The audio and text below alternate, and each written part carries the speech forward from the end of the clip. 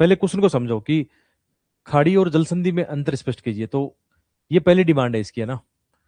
एक डिमांड है कि खाड़ी क्या होती है, बे क्या होती है, या गल्फ क्या होती है, और जल संधि क्या होती है, वाटर स्टेट क्या होती है। पहला ये बताया। दूसरा, इन दोनों को साथ रख सकते हो कि अंतर्राष्ट्रीय संबंधों में या भूराणितिक संबंधों में, ये चाहो तो किसी ने अलग लिखा है अंतर्राष्ट्रीय व्यापार में इनका रोल, वो भी चलेगा। दोनों ने किसी को मर्ज किया है, वो भी अच्छा तरीका है। इंटीग्रेट करने वाला तरीका भी ठीक है। इनका महत्व बताइए। तो दो डिमांड होती है, अदरवाइज आप तीन डिमांड कर लेते हो। ठीक है, दोनों तरीकों से आप लिख सकते हो।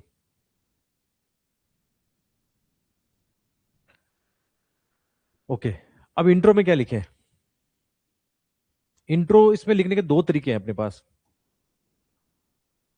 ठीक है, एक है करंट घटना के साथ, करंट घटना, करंट इवेंट्स बोलते हैं उनको, या फैक्ट, इनके साथ में। जैसे आप लिखोगे कि हाल ही में, जब फरवरी 2026 में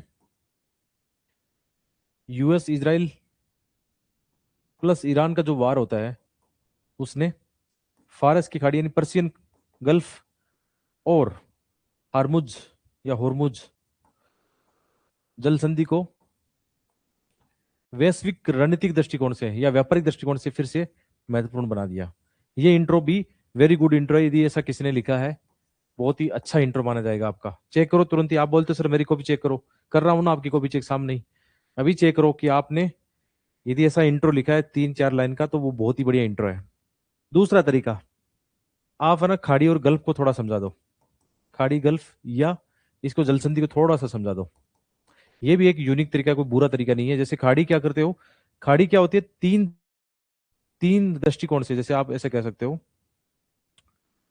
जैसे मान लो ये तीन भाग है, इधर भी स्थल है, कॉन्टिनेंटल है, इधर भी कॉन्टिनेंटल, इधर भी कॉन्टिनेंटल, एक तरफ को उसका मुंह खुला है, लेकिन ये ऊपर से बंद है। एक मतलब ऊपर से बंद है, साइड से बंद है, एक तरफ से मुंह खुला है इसका। जैसे यहाँ पे हम देखते हैं बंगाल की खाड़ी, उसका एक मुंह खुला है, बाकी तीन ऊपर नीचे बाएं इधर क्या होंगे, स्थल है। जैसे भारत का देखो आप, ये भारत है ना, और यहाँ बंगाल की खाड़ी है, और यहाँ पे वो प्रायद्वीप आ गया, मतलब इधर प्रायद्वीप आ गया। तो यहाँ बंगाल की खाड़ी में इधर से स्थल है, इधर स्थल है, और इधर स्थल है, एक मुंह इसका खुला है यहाँ पे। तो ये क्या है, खाड़ी।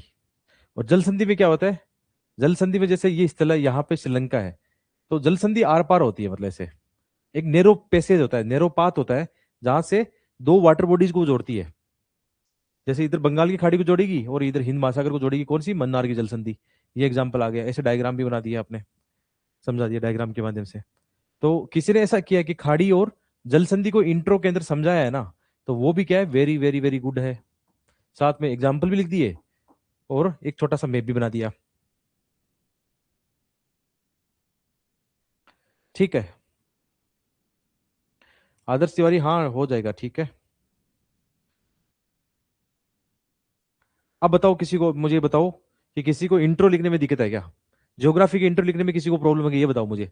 किसी को ये समझ में नहीं आता कि इंट्रो कैसे लिखा जाता है, तो बताओ मैं समझाऊं। ऐसा लिखा जाता है, क्वेश्चन की डिमांड के हिसाब से इंट्रो लिखा जाता है।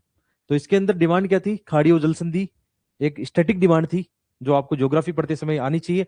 अब आप बोलोगे सर हमने तो नहीं पढ़ा। नहीं पढ़ रहे हो तो फिर मैं कुछ नहीं कर पाऊंगा। जैसा कि मैंने आपको पहले ही बताया था, एनसीईआरटी जब पढ़ रहे हो, एनसीईआरटी को लॉजिकली थिंकिंग के साथ पढ़ा जाता है। और पढ़ते पढ़ते जैसे इसने बॉक्स में दिया कि आप, आपसे ही पूछ लिया, इसने खुद ही पूछ लिया कि खाड़ी और जल संधि में अंतर स्पष्ट कीजिए, पढ़ते समय खुद ही बोल रहा है, वो बच्चे की तरह बोल रहा है आपको। ये एनसीईआरटी पढ़ने का तरीका होता है, क्यूरियोसिटी के साथ में। अब जिन्होंने नहीं पढ़ा तो मुश्किल होगा आपके लिए। एनसीईआरटी तो पढ़ो, मतलब प्री निकालना है तो एनसीईआरटी तो पढ़ लेना।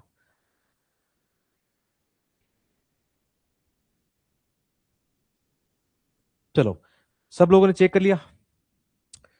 ये अपना इंटर हो गया। एक होता है सामान्य और तरीका, वो फीका होता है, उसमें जो मन में आया वो लिख दिया। ठीक है।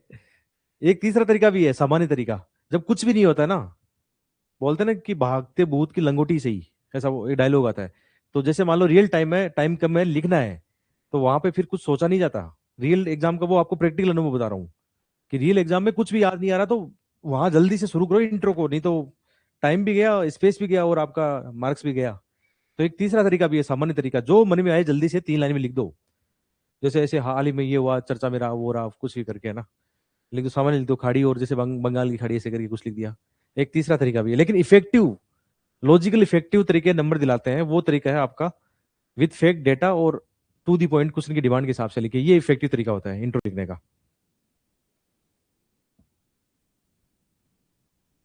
ओके, अब है इसकी मेन डिमांड, मुख्य भाग अब आ गया। जैसे अपन इसको 3 पेज में डिवाइड करते हैं एक बार, है ना, फिर समझते हैं इसको। और मैं धीरे धीरे पढ़ाऊंगा, समझ समझ के पढ़ाऊंगा, ठीक है। थोड़ा सा आप लोग धैर्य रखें, जो बहुत होशियार बच्चे हैं, अपने आप को बहुत ज्यादा मैच्योर मानते हैं, वो भी थोड़ा धैर्य रखें। मुझे रोज बात ही क्यों बोलनी पड़ती है, क्योंकि आप लोगों को मैसेज में ऐसे ही मैसेज आते रहते हैं कि सर थोड़ा कम मतलब टाइम ले ये करें, तो यार कम तो क्या पढ़ाएं, अब तो टाइम तो देना ही पड़ेगा आपको। ओके, तो ये हमने इंट्रो कवर किया, 1 लाइन 2 लाइन 3 लाइन 4 लाइन का इंट्रो हो गया जो अभी हमने समझाया। और तुरंत यहाँ कोई मैप किसी को बनाना था, खाड़ी ये दिखानी थी, बना दिया। जैसे मुझे लगा कि बंगाली खाड़ी और ये दिखा देते हैं, यहाँ बंगाली खाड़ी, यहाँ मन्नार की जलसंधि आ गया। या आप चाहो तो कोई और मैप भी बना लो, आपको अच्छा लगे वो मैप बना लो। ओके, अब मुख्य भाग का पहला ये है कि इनका अंतर स्पष्ट करो। तो जब भी कोई तुलना या अंतर है ना, दिमाग लगा लिया करो, तुरंत क्या करो, एक सारणी बना दिया करो। ये फॉर्मेटिंग रखना, ठीक है। तो एटलीस्ट जैसे यहाँ पे हो गया, इनमें खाड़ी वर्सेज जल संधि, हेडिंग लगाई, है ना। और यहाँ लिखा हमने, इनको 3 भागों में बांट लिया। यहाँ इसका आधार क्या होगा, यहाँ खाड़ी हो गई और यहाँ हो गई जल संधि। तो सबसे पहले इनकी परिभाषा लिख दो कि परिभाषा क्या है इनकी। तो परिभाषा में क्या लिखोगे, खाड़ी का मतलब क्या हुआ, तीन ओर से भूमि से घिरी हुई, एक तरफ से खुला हुआ। जल संधि नेरोपात हो गया, दो जल की बॉडीज को मिला रहा है, दो स्थल की बॉडीज को अलग कर रहा है। ये परिभाषा हो गई ना, जल संधि की यही तो परिभाषा होती है, ठीक है। ऐसे करते हुए इसको तुलनात्मक रूप देना है, इसका फिर इसका आधार क्या है, इसका महत्व क्या है ना, इनका तुलना तुलना, इसका संरचना इसकी कैसी होती है ना। 4-5 ऐसे तुलनात्मक पॉइंट इसके आने चाहिए थे, जो कि आपके पास शायद कंटेंट नहीं रहा होगा, कंटेंट कम रहा होगा। बेसिक कंटेंट लिख लेते तो भी देख लेते, अभी मॉडल आंसर और देख लेंगे इसका। ये प्रारूप इसका होना चाहिए। तो एक पेज में क्या है, इंट्रो और पहली डिमांड। एक डिमांड हमने, जैसे नॉर्मली हम इसको तुलना करिए, 15 मार्क्स का है। आज देखो मार्क्स पैटर्न भी देखिए, 15 मार्क्स का है। तो मैं इसको 1 नंबर दूंगा यहाँ पे, कि 1 नंबर तो इंट्रो की वजह से मिल गया, कि बहुत अच्छा इंट्रो लिखा है, वेल एंड गुड है, डायग्राम भी है, ठीक है, 1 नंबर दूंगा। फिर मैं यहाँ पे यदि इनको डिवाइड करूं, बॉडी पार्ट वाले क्वेश्चन को डिवाइड करूं, 1 नंबर का इंट्रो होता है, 1 नंबर का निष्कर्ष होता है। मैं नॉर्मली ऐसे मान के चल रहा हूँ। जैसे 15 में से मैं 2 नंबर आपको दे दिए, इंट्रो निष्कर्ष दे दिए कि आपने वेल एंड गुड लिखा है, 2 नंबर तो वहां दे दिए। अब इसमें जैसे 15 में से कितने मिल सकते हैं, 7.5-8 नंबर हम एज्यूम करके चलते हैं मैक्सिमम। 7.5, 7, 7.5, 8 नंबर मैक्सिमम 15 में से इतने मिलते हैं, जो नॉर्मली पैटर्न देखा जाता है। किसी को वैसे पता नहीं, आज तक यूपीएससी ने को भी दिखाई नहीं है, तो ऐसा कोई दावे के साथ कोई नहीं कह सकता कि यूपीएससी 15 में से 14 भी देता है या 15 में से 10 भी देता है, किसी को नहीं पता। एक एवरेज मार्किंग पैटर्न आइडिया लगाते हैं मेंस लिखने के बाद में, कि मेरे इतने नंबर आए तो मुझे इतने नंबर मिले होंगे। मैं उस बेस पे बता रहा हूँ आपको, किसी को नहीं पता कितने नंबर देता है, आज तक यूपीएससी ने ओपन ही नहीं किया कभी, है ना। लेकिन एक मान के चलते हैं अपन, ठीक है। तो जैसे बॉडी पार्ट में डिमांड है, अब ये डिमांड बहुत बड़ी नहीं है, तो इसके आपने ऐसा सारणी बना के लिखा, तो इसमें आपको मैं दे दूंगा 2 नंबर। 2 नंबर मैं यहाँ दूंगा। 1 नंबर मैंने दिया इंट्रो का, 1 नंबर दिया निष्कर्ष का या वे फॉरवर्ड का दिया 1 नंबर, ठीक है। 2 नंबर तो यहाँ मिल गए, 2 नंबर आपको यहाँ मिल गए, 4 नंबर।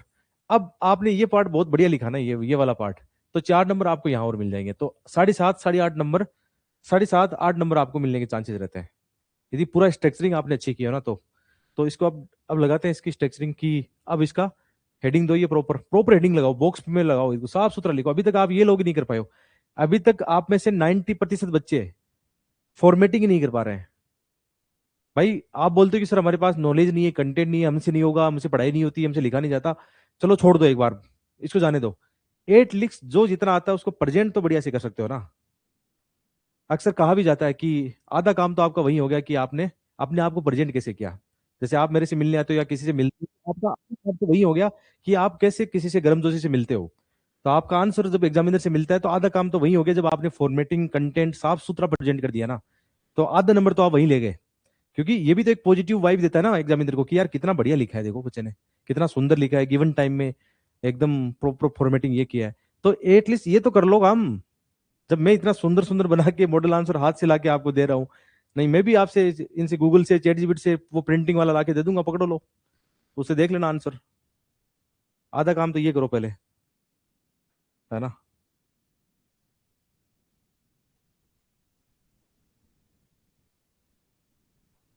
हाँ, चैट प्राइवेट कर दिया, आप याद दिला दिया करो। देखो बच्चे बोल रहे हैं कि सर आधे लोग तो ऐसे फालतू के क्वेश्चन करते रहते हैं। ये चैट मैंने इसलिए ओपन रखी कि आप लोग देखो एक बार मैं कितना झेल रहा हूँ आप लोगों का, मतलब 24 घंटे मेरे साथ रहते हो ना। कई बार तो क्या होता है पता है, रात को ना 12-1 बजे भी बच्चे के मैसेज आता है कि सर मेरे आपकी कॉपी चेक नहीं की, रात को 1 बजे मैसेज आता है ना कि सर आपने मेरा आंसर नहीं देखा, 1 बजे भी मैसेज आता है ना। चलो ये बात समझो, आप फोकस करो, मैं ज्यादा आपके कमेंट पे नहीं देखूंगा। मैंने ये हेडिंग लगाई कि अंतर्राष्ट्रीय व्यापार में इनका, इसका खाड़ी और जल संधि का अंतर्राष्ट्रीय व्यापार और भू राजनीति के महत्व क्या है इसका, ये हेडिंग लगाई। प्रॉपर हेडिंग लगाना है, प्रॉपर हेडिंग लगाओ, बॉक्स में फिट करो, ब्लैक पेन से ऐसे बना दो, क्या दिक्कत है। ठीक है, अब बनाया आपने, अब बना। यहाँ पे आपके पास दो अप्रोच है। एक तो आप है ना पहले ये लिखो कि अंतर्राष्ट्रीय व्यापार में महत्व है, एक तो ये हेडिंग लगाई आपने और इसके 5 पॉइंट लिखे, 1 2 3 4 5 6 पॉइंट लिखे। दूसरी हेडिंग लगाई भू राजनीतिक संबंधों में इसका महत्व है, तो इसके भी 1 2 3 4 5 6 करके आपने ये बनाया और लास्ट में निष्कर्ष लिखा। ये एक तो ये तरीका किसी ने अपनाया होगा, निष्कर्ष भी वेल एंड गुड, मतलब तरीके से अच्छे से। एक तो ये तरीका आपने अपनाया होगा। एक तरीका है मिक्स वाला, एक तरीका कि हम इसको महत्व को रखेंगे और मैं यहाँ पे प्रेजेंट करूंगा दोनों को एक साथ, व्यापार और अंतर्राष्ट्रीय भू राजनीतिक संबंधों को एक साथ प्रेजेंट करूंगा। ठीक है, और वो भी अच्छे मैप के साथ में, वर्ल्ड के मैप के साथ में, अच्छे केस स्टडी और एग्जाम्पल के साथ में। दोनों तरीके आपके पास में है, दोनों तरीके से आपको नंबर मिलेंगे, दोनों तरीकों में डाइवर्सिटी है। आप बताओ किस तरीके से लिखा आपने, आपने दोनों को अलग अलग लिखा डाइवर्सिटी वाले पॉइंट, या किसी की इतनी क्षमता है कि कोई इंटीग्रेट कर सकता है अपने आंसर को with logic, fact, data, map, diagram, तो वो भी बढ़िया माना जाएगा। आप बताओ किस तरीके से आपने लगा।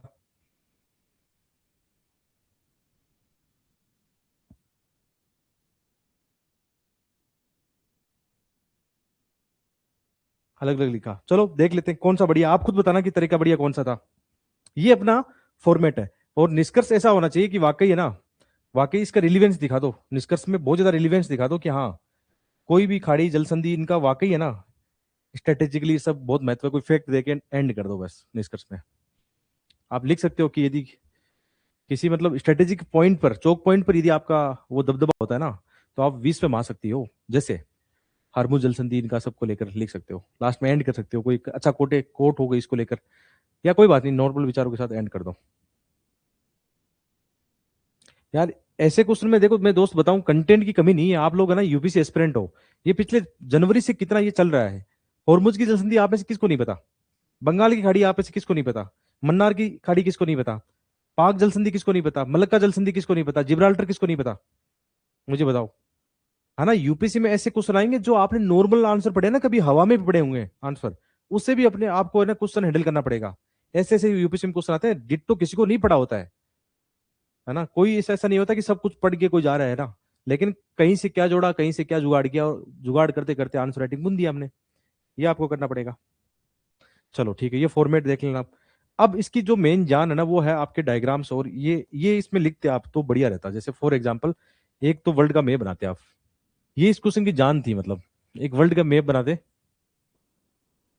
ठीक है, तुरंत ही। अब जैसे ये प्रैक्टिस कर लिया करो, जब मैं खुद आपके सामने प्रैक्टिस कराऊं, कोई रट्टा रटा ऐसे पैटर्न नहीं, मेहनत का कमाल है वैसे, और कुछ नहीं है। तुरंत दक्षिणी अमेरिका बनाया, इधर उत्तरी अमेरिका बनाया, इधर अफ्रीका बनाया, इधर ये बन गया आपका ऊपर वाला, इधर ग्रीनलैंड है, इधर ये सब हो गया। ठीक है, इधर इंडिया हो गया, ऐसे करते हुए ये ऑस्ट्रेलिया बन गया। चलो मैप बन गया, ठीक है। अब इसमें आपको क्या दिखाना है, जो क्वेश्चन की डिमांड थी, विश्व का दिखाओ मैप पे क्या है, विश्व, खाड़ी और जल संधि, इंपोर्टेंट हम दिखा रहे हैं जल संधि, खाड़ी और जल संधि जो महत्व रखते हैं जियोपॉलिटिक्स से और व्यापार के दृष्टिकोण से। तो तुरंत याद आ जाएगा कि अभी हाल ही में यहाँ पे क्या रहा चर्चा में, यहाँ पे एक तो अदन की खाड़ी है, बहुत चर्चा मेरी थी लास्ट ईयर, अदन की खाड़ी। यहाँ बाब अल मंदेब जल संधि, बाब अल मंदेब जल संधि, यहाँ पे मलक्का जल संधि सबसे ज्यादा चर्चा में रहती है। यहाँ पे बंगाल की खाड़ी, ठीक है, यहाँ श्रीलंका बना दो, यहाँ पाक जल संधि, मन्नार की खाड़ी, और यहाँ पे आपका सबसे खतरनाक जो हो गया हॉर्मुज, हॉर्मुज की जल संधि सबसे डेंजर चर्चा में रहा था। और यहाँ पे पर्शियन बल फारस की खाड़ी, यहाँ पे ओमान की खाड़ी, ठीक है। इस तरफ लिखो यहाँ स्वेज की खाड़ी लिखो यहाँ पे, और यहाँ लिखो स्वेज नहर, वो भी इसका ही एक रूप हो गया एक तरह से। यहाँ लिखो पनामा, पनामा भी वो आर्टिफिशियल अपने वो बना दिया जल संधि एक तरह से। आजकल तो सबसे ज्यादा चर्चा में ऊपर वाला चर्चा में, यहाँ से आपने देखा होगा एक ऊपर नॉर्थ सी पैसिफिक, सॉरी नॉर्थ सी रूट आजकल चर्चा में ऊपर वाला। आप देख रहे हो जैसे जैसे जलवायु परिवर्तन हो रहा है ना, जलवायु परिवर्तन के कारण ये यहाँ पे बहुत सारी खाड़ियां और जलसंधियां बन रही है ऊपर वाले क्षेत्र में। जैसे आपने बेरेंट सी सुना होगा, कारा आइलैंड या कारा जलसंधि सुना होगा। ये बहुत ही स्ट्रेटेजिक पॉइंट है, international trade and strategic Jio politics के हिसाब से बहुत इंपॉर्टेंट है। आपने पहले देखा होगा जैसे नॉर्मल सी रूट क्या रहता है अपना, जैसे अपन भारत से जाएंगे नॉर्थ, यहाँ से स्वेज नहर होते हुए ऊपर पहुंचेंगे, ये सी रूट हो गया ना, ये सी रूट अपना ट्रेडिशनल सी रूट है। अभी क्या है, ये मलक्का वाला सी रूट ये छोटा है, ये अपना लगभग 40% किलोमीटर दूरी घटा देगा और आपके 15 दिन बचा देगा ये रूट है ना अब जो ओपन होने लगा है, क्योंकि ग्लेशियर पिघल रहे हैं। तो ये भी स्ट्रेटेजिकली कितना इंपॉर्टेंट है ऊपर वाला। यदि किसी ने ऐसा वर्ल्ड मैप पे किसी ने ऐसा प्रेजेंट किया है, यहाँ मैक्सिको खाड़ी दिखाते हैं, मैक्सिको खाड़ी बहुत इंपॉर्टेंट है। ठीक है, और वो जल संधि भी बहुत सारी यहाँ पे है। यदि ऐसा किसी ने मैप बनाया ना, तो आपको 1 नंबर मेरे से एक्स्ट्रा लेना है, आपको एग्जामिनर से लेना है। ठीक है, किसी ने ऐसा किया है +1, जहां पे हम सोच रहे हैं 6 नंबर आते हैं, उसके 7 साढ़े 7 नंबर आ गए एक्स्ट्रा मेहनत से।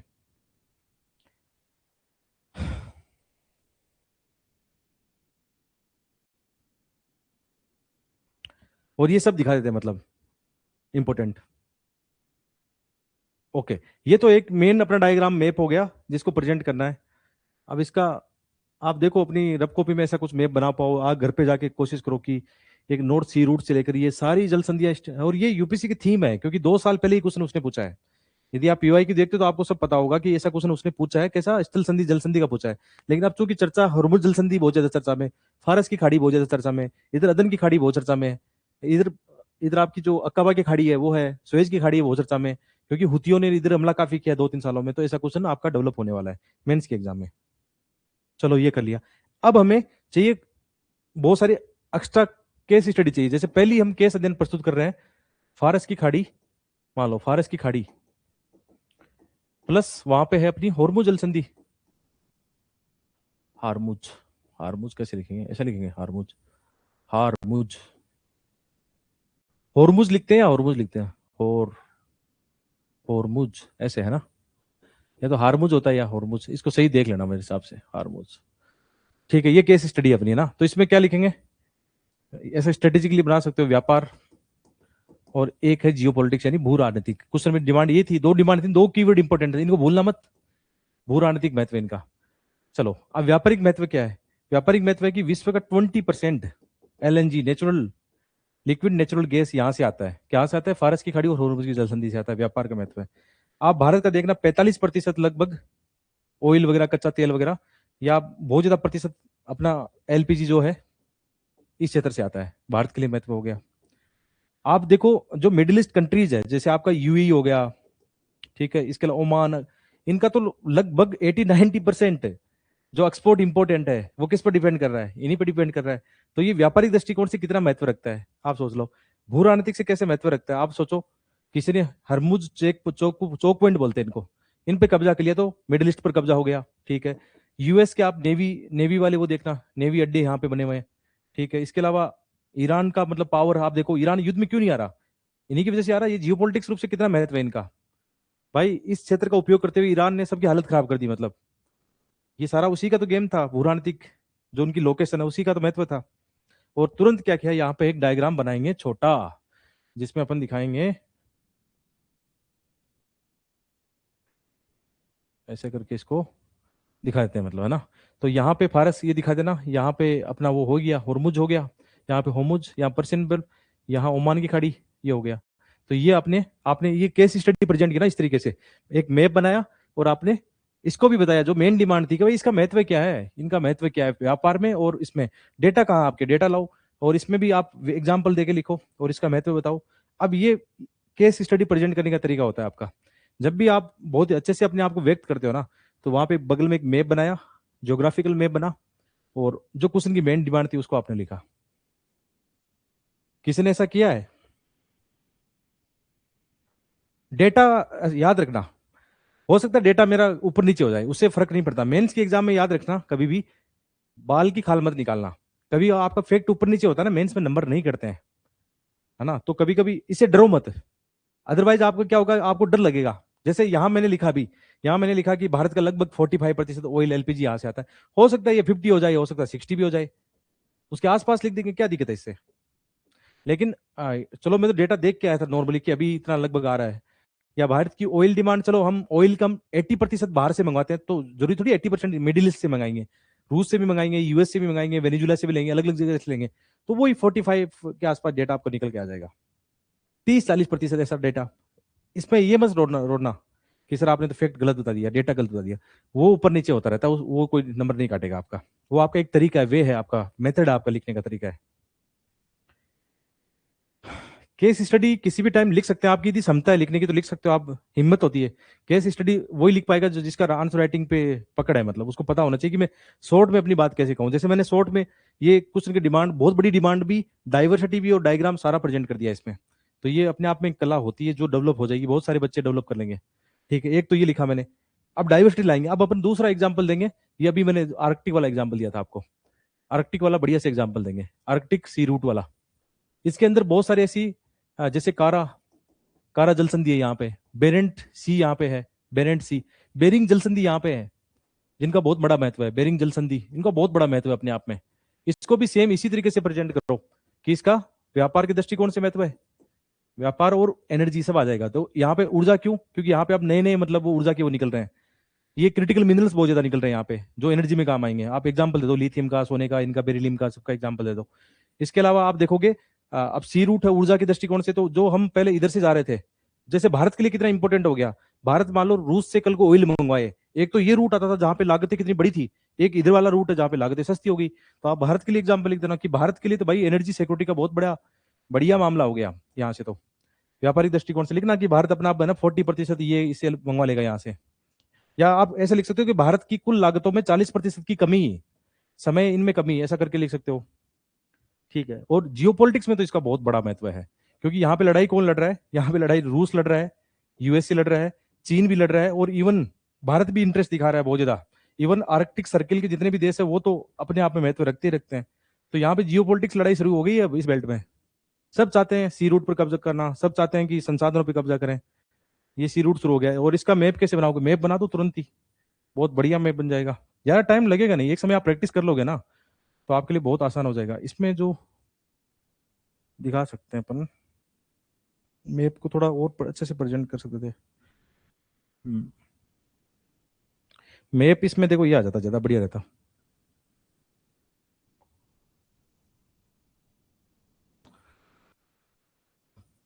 मैप खराब बुरा नहीं होता, मैप बस बनाना होता है।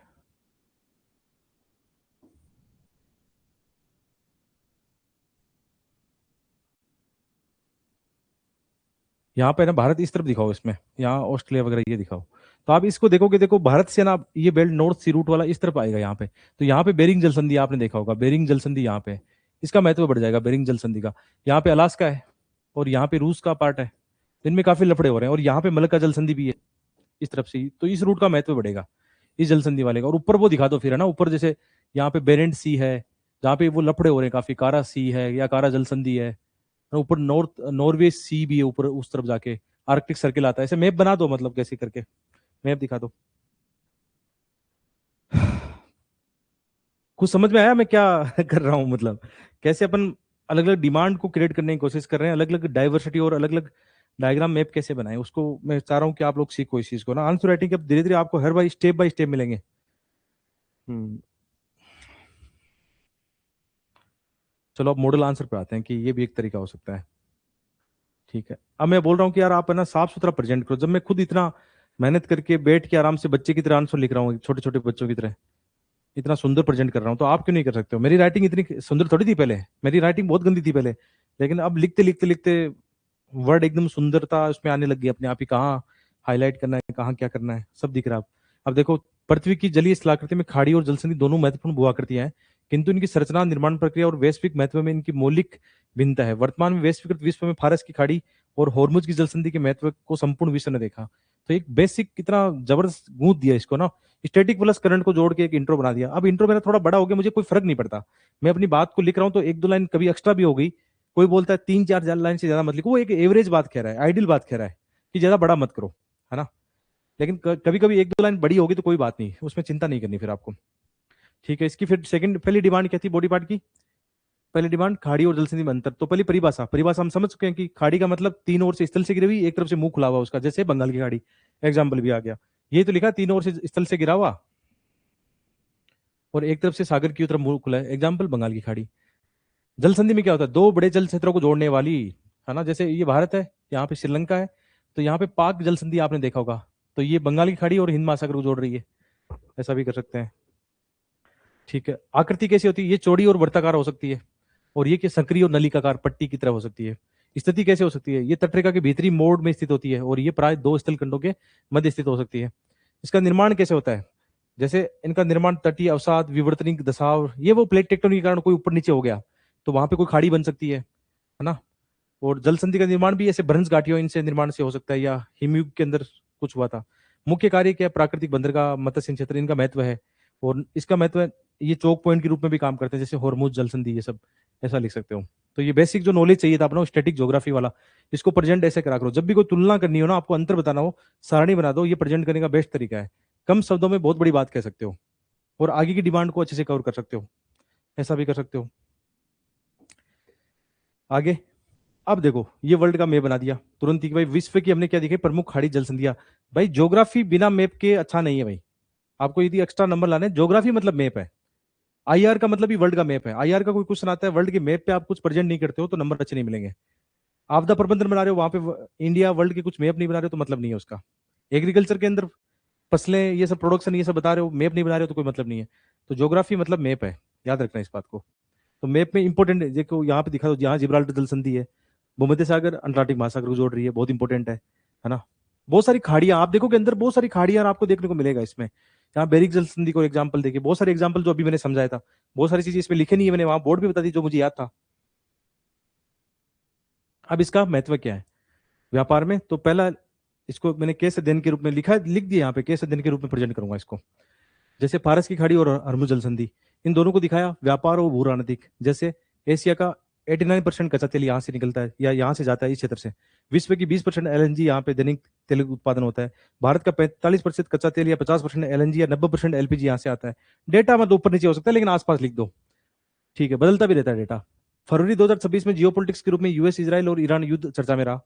राजनीतिक संकट देखा गया। वैश्विक ऊर्जा सप्लाई ये बाधा होगी, जियोपॉलिटिक्स महत्व था इसका। हार्मुज जल संधि एक चौक पॉइंट्स के रूप में काम करता है, जिस पर कब्जा करेगा उसी का वहां पे राज होगा। जैसे आपने ईरान का देखा होगा, यूएस भी काफी वहां पे फंस रहा था। यूएससी के जहाजी बेड़ा इस क्षेत्र में देखने को मिलेगा, या नियंत्रण देख ओमान के आसपास या उधर बहरीन के आसपास, ठीक है।